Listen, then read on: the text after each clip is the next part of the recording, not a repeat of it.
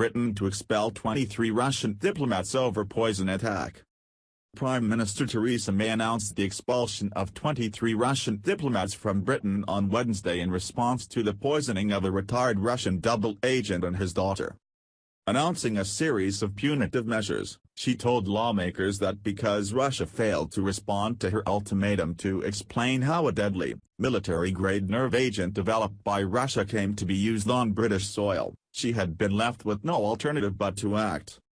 It is tragic that President Vladimir Putin has chosen to act in this way, she said in Parliament, adding that Russia's response had been one of sarcasm, contempt and defiance. Her statement came in the House of Commons after she was briefed by intelligence chiefs. May said that the government would expel 23 Russian diplomats who have been identified as undeclared intelligence officers. They have a week to leave the country. It is the biggest expulsion of diplomats in 3 decades, May said. We will fundamentally degrade Russian intelligence capability in the UK for years to come, she said.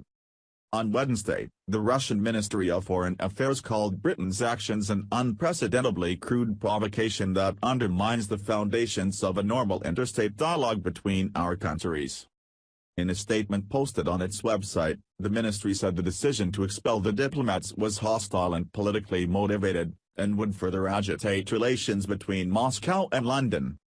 The Russians said that instead of waiting for an international investigation, which Russia was willing to participate in, the British government opted for confrontation with Russia. The last time such a large number of diplomats was kicked out of the country was during the Cold War. May also announced that Britain would look at new counter-espionage powers and enhance its tracking of people and goods traveling to Britain from Russia by increasing checks on private flights, customs and freight. The country also would freeze assets where it is found that they could threaten Britain, she said.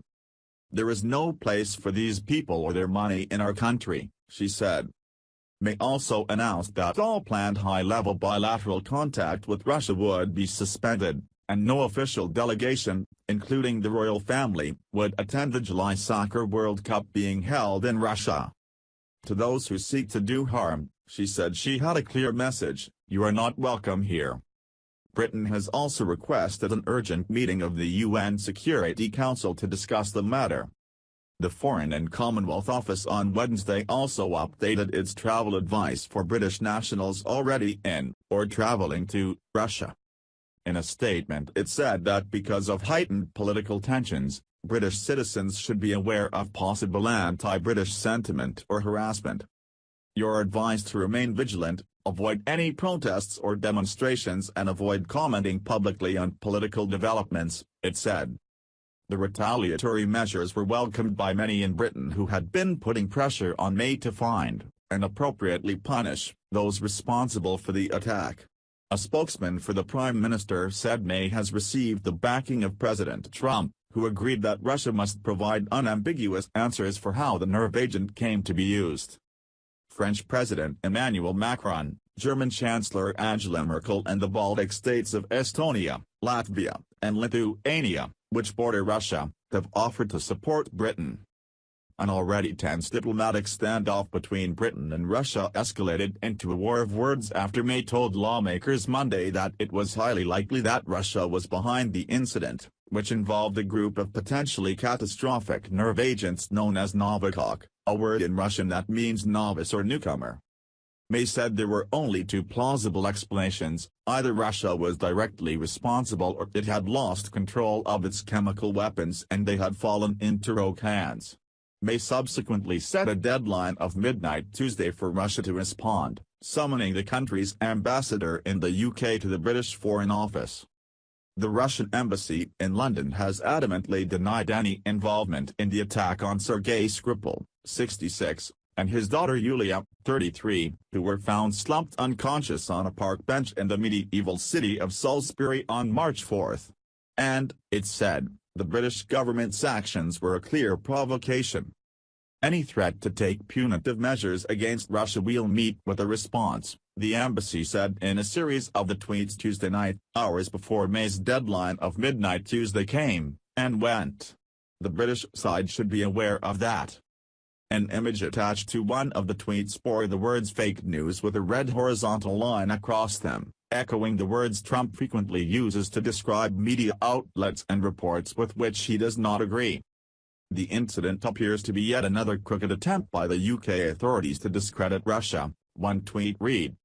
Russia has requested samples of the chemical substance used in the attack and said a joint investigation should take place.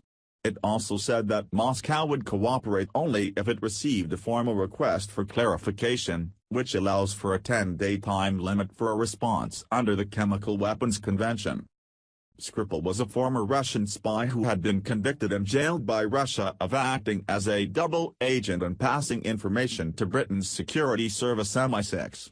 He was released in 2010 and brought to England as part of a spy swap and given British citizenship, officials said.